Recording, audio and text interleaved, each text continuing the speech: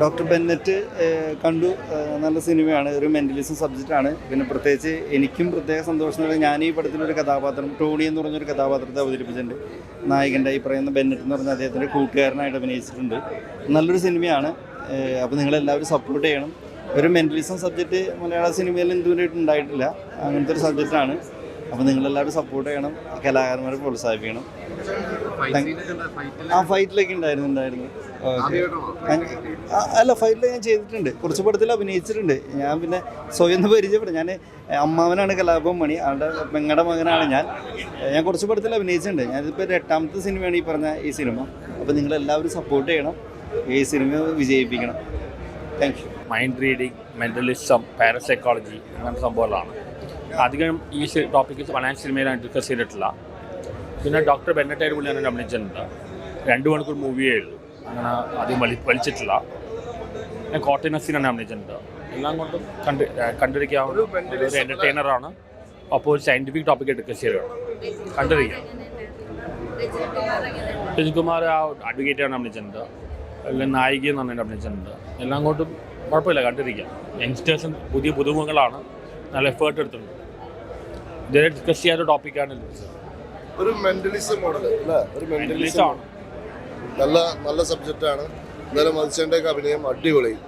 അതുപോലെ തന്നെ നസീർക്ക വേറെ ലെവലാണ്. പടത്തിനെ കുറിച്ച് നമുക്ക് അത്ര വിലയിരുത്തി പറയാൻ പറ്റിയൊരു ചെറിയ ട്വിസ്റ്റ് കാര്യങ്ങൾ പടത്തിനുണ്ട്. എന്തായാലും അത് കാണേണ്ട പടം തന്നെ. എല്ലാവരും കാണുക, സപ്പോർട്ട് ചെയ്യുക. നല്ല അഭിനയമായിരുന്നു. നല്ല എന്താ പറയണ്ടത്, നല്ലൊരു തീം വർക്ക് ഉണ്ട്. എന്തായാലും കൊള്ളാം. ഈ സിനിമയെക്കുറിച്ചൊന്ന് പറയാം.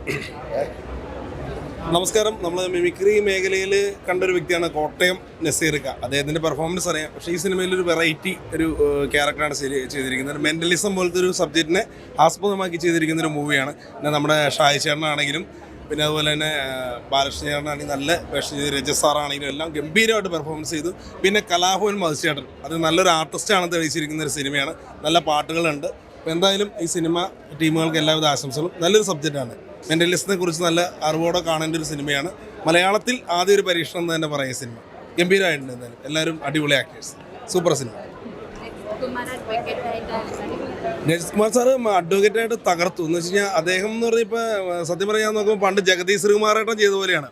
അങ്ങോട്ടും കൂടെ ഇപ്പോൾ അടുത്തൊരു പടം കൂടെ ഇപ്പോൾ ഇന്ന് റിലീസാണല്ലോ. അപ്പം സാറെന്ന് പറയുമ്പോൾ കയറി വരുവാണ്. എന്തായാലും സാറിന് ആ ക്യാരക്ടർ നല്ലൊരു രസമായിട്ടുണ്ട്. എന്തായാലും ഇനിയും നല്ല നല്ല വേഷങ്ങൾ ഇതുപോലെ കിട്ടട്ടെ എന്ന് പ്രാർത്ഥിക്കുന്നു. കാരണം എന്ന് വെച്ചാൽ അതുപോലെ നല്ലൊരു മനുഷ്യ സ്നേഹിയാണ്. അതുപോലെ തന്നെ എല്ലാവരും സപ്പോർട്ട് ചെയ്യുന്ന ഒരാളാണ്. ഈ സിനിമയിൽ ഗംഭീരമായിട്ട് ചെയ്യുന്നുണ്ട്, പെനറ്റിൽ ചെയ്യുന്നുണ്ട്. നന്നായിട്ട് സിനിമ. ഡോക്ടർ ബെനറ്റ് കണ്ടു.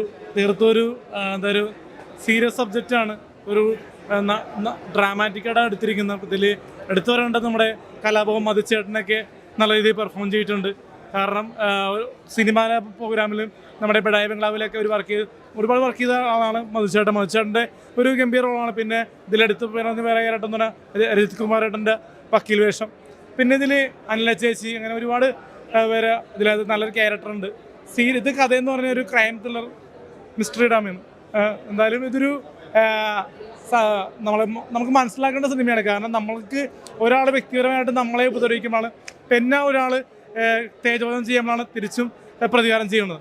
അതൊരു പ്രതികാര കഥയാണ്. തീർത്തും ഒരാളെ ഉപദ്രവിക്കാൻ നോക്കരുത് എന്നൊരു മെസ്സേജ് ഉണ്ട്. കാരണം ഇന്നത്തെ തലമുറയിൽ ഒരുപാട് ടെക്സ്റ്റൈൽസ് ആണെങ്കിലും ഒരുപാട് ബിസിനസ് രംഗങ്ങൾ വരുന്നുണ്ട്. പക്ഷേ സ്ത്രീകളെ ചൂഷണം ചെയ്യുന്ന പല സൊസൈറ്റികളും നടപ്പുണ്ട്. അപ്പോൾ അതൊക്കെ ഇതിനകത്ത് ഈ സിനിമയിൽ ഡോക്ടർ ബെനറ്റ് എടുത്ത് കാണിക്കുന്നുണ്ട്.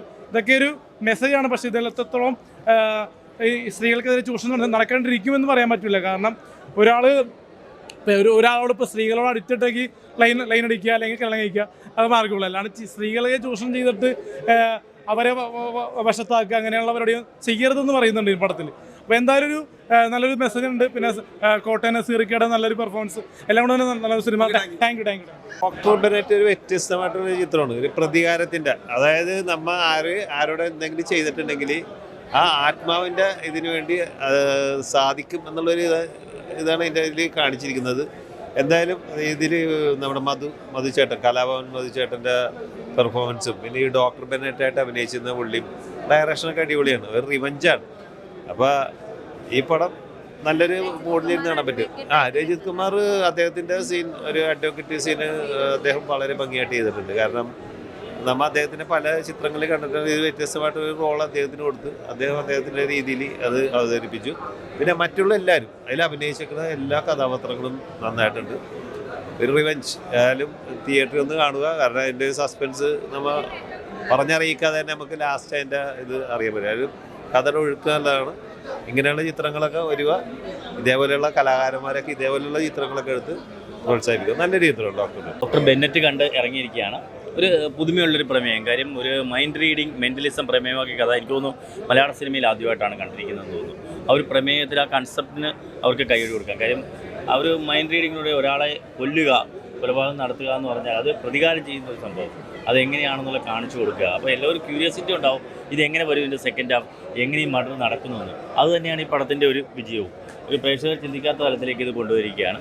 പിന്നെ മധു കലാഭവൻ നിരവധി കോമഡി സ്കിറ്റുകളിലൂടെ നിങ്ങൾക്കറിയാം. അദ്ദേഹമാണ് ഇതിൻ്റെ തിരക്കഥ രചിച്ചിരിക്കുന്നത്. അദ്ദേഹം പ്രധാന വേഷം ചെയ്തിട്ടുണ്ട്. തെലുങ്കിലെ ബിഗ് ബോസ് താരം ഐഷ സീനത്ത് നായികയായിട്ടുണ്ട്. പോലീസ് ഓഫീസറോട് അവർ കലക്കിയിട്ടുണ്ട്. അവർ ഓരോ ചലനങ്ങളും കൊള്ളാം, നന്നായിട്ടുണ്ട്. പിന്നെ പുതുമുഖം ജിൻസ്റ്റോയാണ് ഡോക്ടർ ബെന്നറ്റ് എന്ന് പറഞ്ഞ കേന്ദ്ര കഥാപാത്രം ചെയ്തിരിക്കുന്നത്. പിന്നെ എല്ലാവർക്കും അറിയാവുന്ന ഷാജു ശ്രീധർ, ജയകൃഷ്ണൻ, അതുപോലെ കോട്ടയം നസീർ അവരൊക്കെയുണ്ട്. മികവുറ്റ നടന്മാരുമുണ്ട്. എസ് സാബുവിൻ്റെ ആദ്യത്തെ സംവിധാന സംരംഭമാണ്. നല്ലൊരു പ്രമേയമാണ്, കണ്ടിരിക്കാൻ പറ്റുന്നൊരു പ്രമേയം. പാട്ടുകൾ നന്നായിട്ടുണ്ട്, കണ്ടിരിക്കാൻ. പടവും നല്ല പ്രമേയം. കണ്ടന്റ് കൊള്ളാം, content base okay. Rajith Kumar advocate ആയിട്ടുള്ള വേഷം ത്രൂ ഔട്ടിലും അദ്ദേഹം കലക്കി. അഡ്വക്കേറ്റ് ഒരു നല്ലൊരു ന്യായാധിപൻ, ആ ഒരു വേഷം നന്നായിട്ട് രജിത് കുമാർ ചെയ്തിട്ടുണ്ട്.